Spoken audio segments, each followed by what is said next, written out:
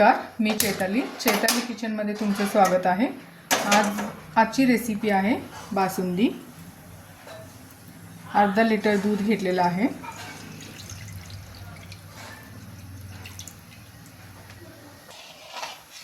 बासुंदीसाठी लागणारी सामग्री आहे कट केलेलं ड्रायफ्रूट्स, वेलची पूड, साखर, बदाम, काजू, केसर।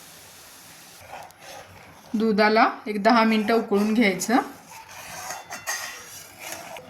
आता मी इथे दूध 10 मिनिटं उकळून घेतलेलं आहे। आता याच्यामध्ये साखर ॲड करते। अर्धा वाटी साखर घातलेला आहे। आता दुधामध्ये थोडीशी केसर टाकायचं आहे आणि काजू खिसून घ्यायचा आहे।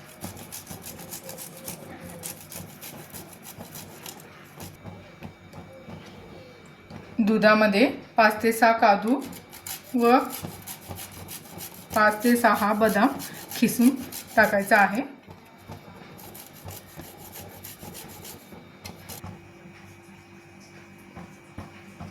आता याच्यामध्ये अर्धा चमचा वेलची पूड टाकायचा आहे।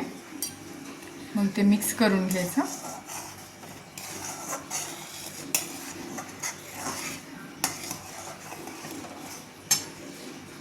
दूध घट्ट होईपर्यंत हे दूध शिजवून घ्यायचं आहे।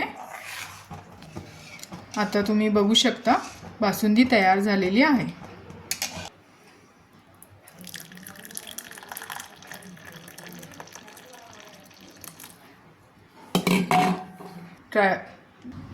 आता बासुंदीवर डेकोरेशनसाठी कट केलेलं ड्रायफ्रूट्स टाकू शकता।